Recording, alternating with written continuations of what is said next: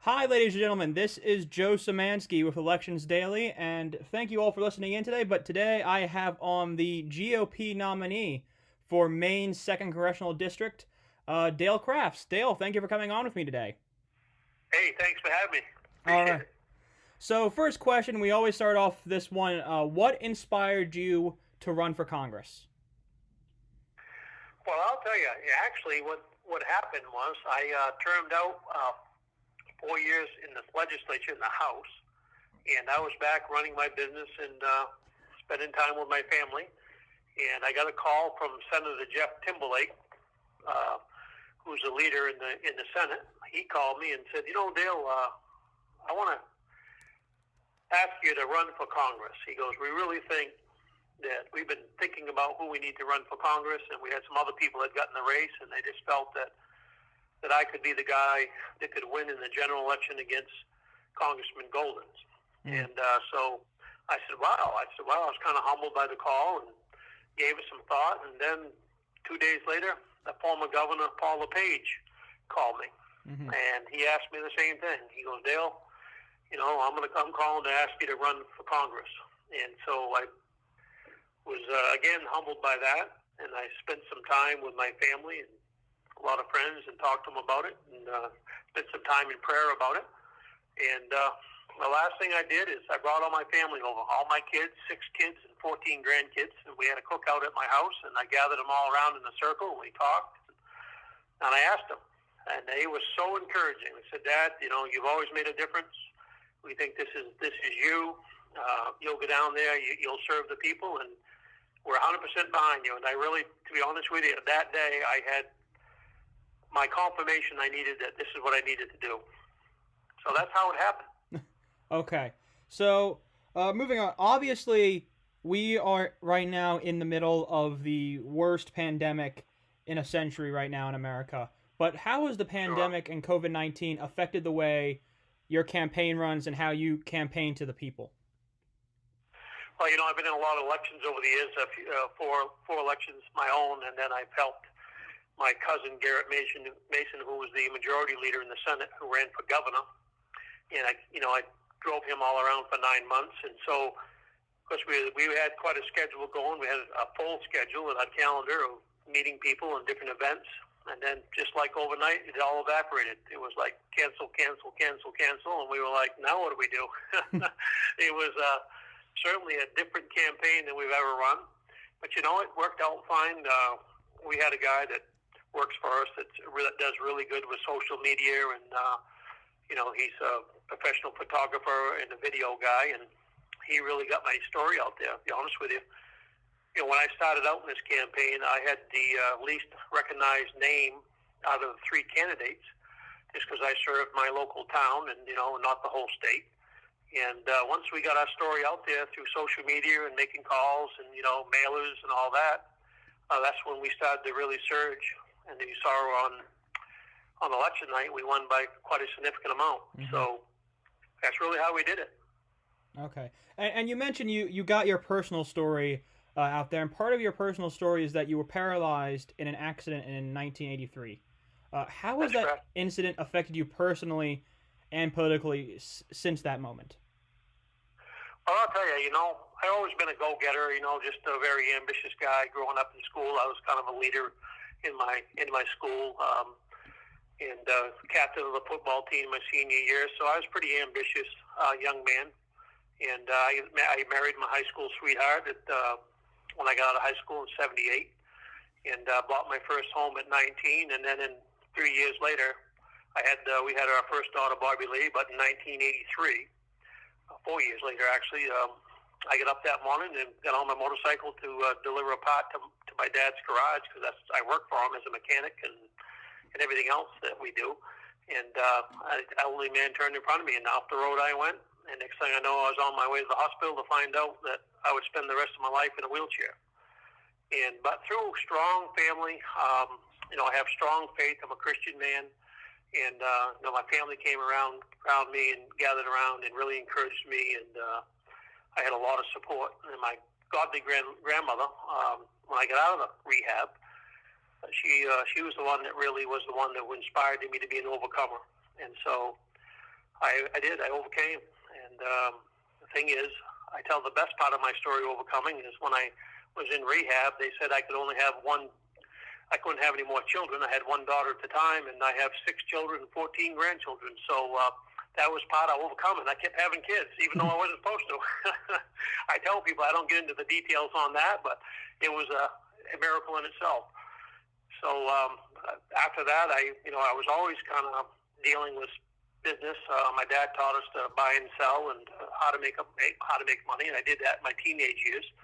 So I just went from doing that same stuff in a wheelchair, starting businesses, and started multiple businesses successfully. And as I went along, ended up running for local town politics, became a councilman, and then off to get elected in 2008 to serve 4 terms in the legislature. I always tell the story like this. Here's a guy who got, had a tragic accident, and we were popular people in town because my dad was a businessman and I was popular, and so it was like, John's poor boy. His life is ruined now. He's got to spend the rest of his life in a wheelchair. And truth of the matter is, I had the ability to raise a family. I have wonderful kids and grandkids, and then who'd ever think that I would go on to serve my town, my state, and now I'm the candidate to run for Congress. So really, I've really lived the American dream. And partly why I want to go to Congress, because I see that American dream. I'm afraid that my children and my grandchildren are losing the same opportunities I had. So you've mentioned that you were a state representative from 8 years, from 2008 to 2016. How will you take that experience and use that in our House of Representatives if you are elected? Well, certainly you learn how legislation works. It's quite a process. Our founders and how our country is set up, because this state government legislation is similar on how we do it in Congress. So the ability to know how to sit on a committee and to listen to all the information on both sides and to have, committee debates and to discuss and vote, and then to have the debate out on the floor, and put legislation forward. When constituents come to you with a lot of problems or they want changes, they come to you with an idea, you write the legislation and you put it forth to be debated. So certainly with 8 years of sitting in the State House and the time I spent on local government, running my town and, doing budgets, all that experience, I think makes a big difference. Mm-hmm.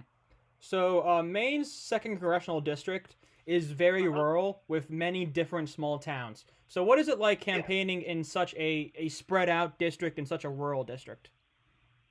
Well, it's a large district. It's the largest land-sized district this side of the Mississippi. Mm-hmm.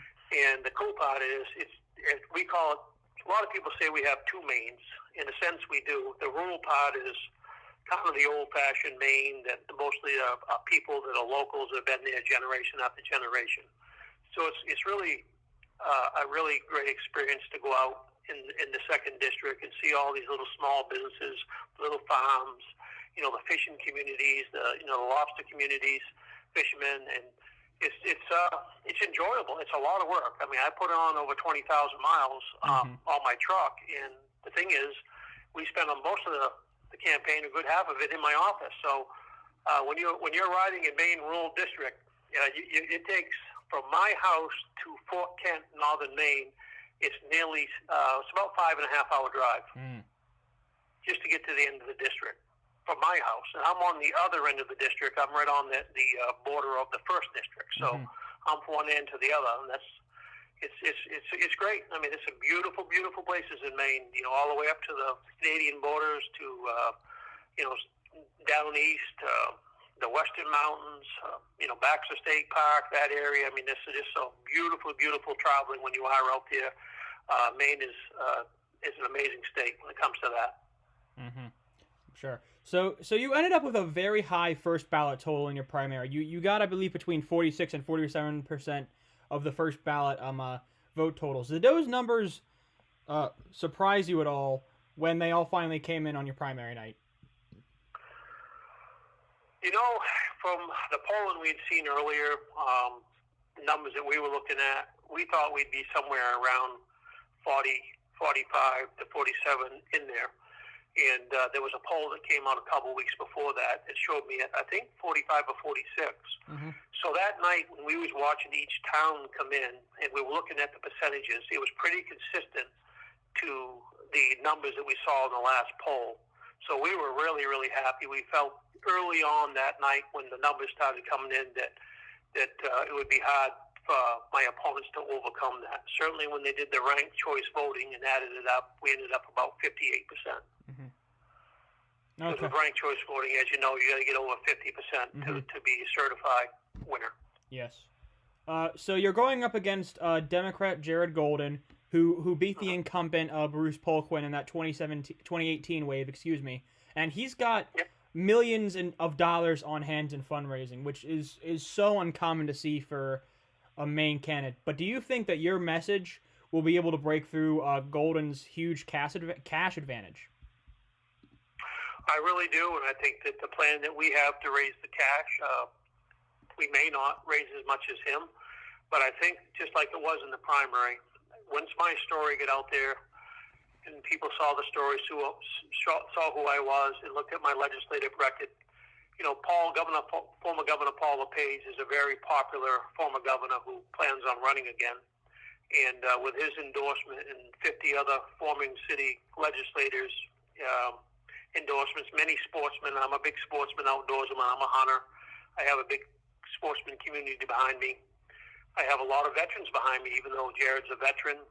And in the business community, I had tremendous amount of business support endorsements. So I really do think once my story gets out there and people seeing the accomplishments and how I overcame a lot of things in life, and started multiple businesses and been able to serve, you know, the state and my local community, I really do think that will resonate. And you take the fact that Donald Trump in 2016 won the district by 10 plus, and in 2018 there was a big blue wave, and Bruce Polkwin did come out the winner that night and lost through ranked choice voting. But this time, you know, President Trump will be on the ballot along with Senator Susan Collins, which is going to be a big turnout of Republicans. So I think with my story, my life story, my legislative experience, and my business experience, I think this is absolutely a time that we can overcome and we can win that seat back. It's one of the top 5 seats that the NRCC is focused on that they believe can be flipped. Mm-hmm. So you did mention that Representative Golden did win thanks to the inclusion of ranked choice voting. If it wasn't for ranked choice voting, he would not have beaten former Representative Polkwin. But it will still be used in 2020. But do you think that Maine should continue to use ranked choice voting past this election cycle? No, they shouldn't. The good part is there's not a third candidate, so I will not have to deal with ranked choice voting. So that, I think, is a real positive on top of that. No, I think that a lot of people, certainly a lot of Republicans, just want to do the way they voted all their life, just plurality vote and vote for one person. So I'm hoping that the Maine people will realize, even though we've had several elections now with ranked choice voting, people are still very confused on how they vote, you know, how they rank, and I think people are getting frustrated with that system, and I'm hoping that we can get it on the ballot. We have it we're supposed to be on the ballot to stop the presidential ranked choice voting, and we've gathered the signatures, and the Secretary of State threw out enough signatures so it's just under the threshold to get it on the ballot. But there has been some court filings to try to fix that and get enough certified signatures so that it would be on the ballot this fall for the presidential race only. Mm-hmm. Then we'll see how the people vote on that, and hopefully if they vote to get rid of ranked choice voting in the presidential race, then we'll get out and collect enough signatures to remove it altogether in Maine, and hopefully not have to deal with ranked choice voting in the future. Okay. You've mentioned you've gotten a lot of support from former Governor Paul LePage. He asked you to run. How much has his support been a help to your campaign? I think it's helped a lot.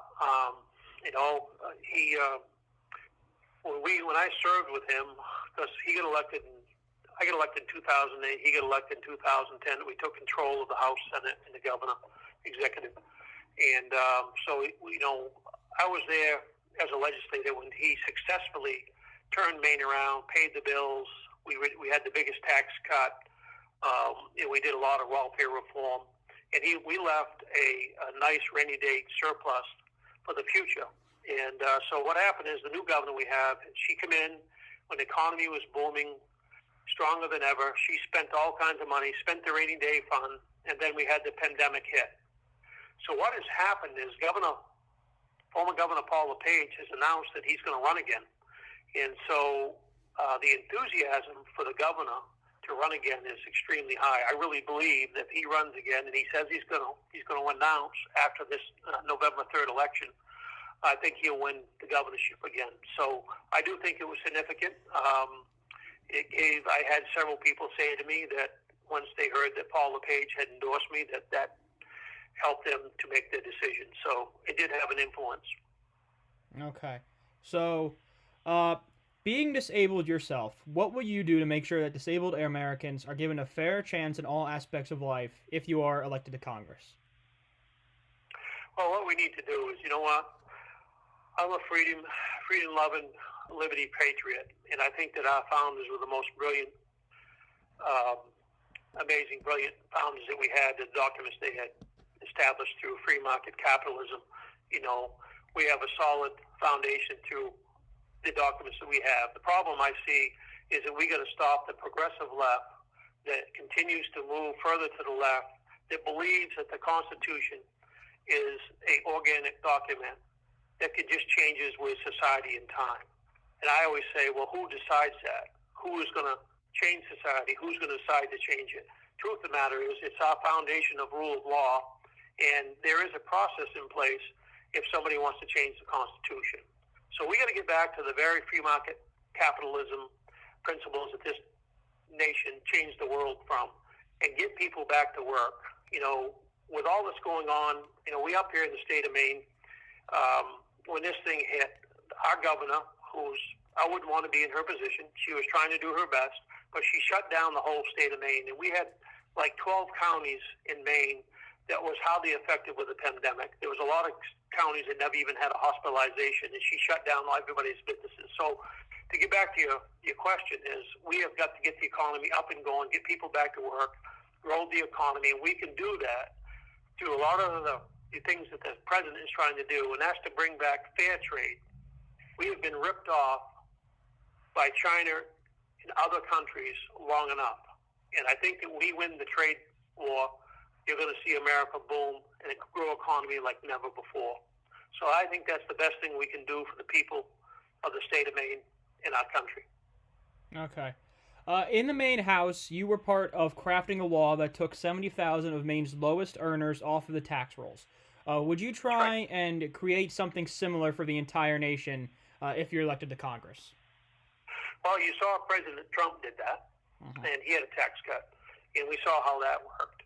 You know, when you put more money in people's pockets, and you reduce the size of government, like we did in the Maine legislature in a lot of ways in certain areas, yeah, I would most definitely be willing to do that. I believe that the overburden of government, high taxes, high regulation is what holds the economy back and actually takes freedom away from people, especially people that want to get into business and build a startup and make a living for their family. So yes, I would certainly favor any way we can, but I think we need to do it through making government run more efficiency. I don't think we have a revenue problem. I think more that we have a spending problem. You know, when I run my business, I have to make sure that watch every line in my business to make sure I watch the spending. You know, and federal government doesn't watch the spending like they should. I'll tell you one quick story, and it's a guy that I know, and he's in the National Guard. He has over 100 soldiers underneath him. And he told me just recently that at the end of the budget, they had a surplus of money.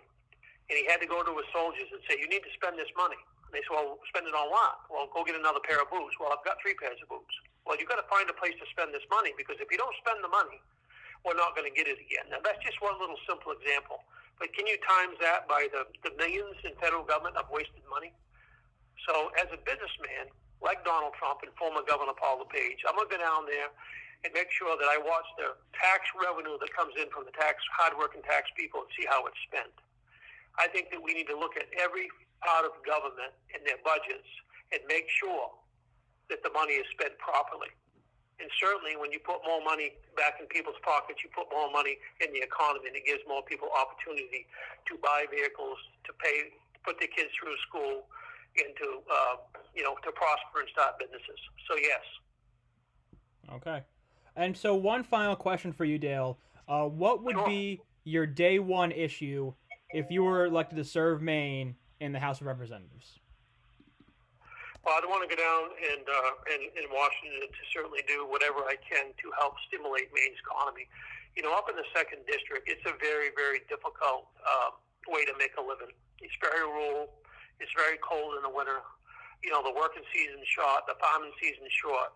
So I would have to go down there and take a look at how I could help the 2nd District, help the agriculture down east. We have the deepest, Eastport, Maine has the deepest water port in the Atlantic on this side of the eastern side of America.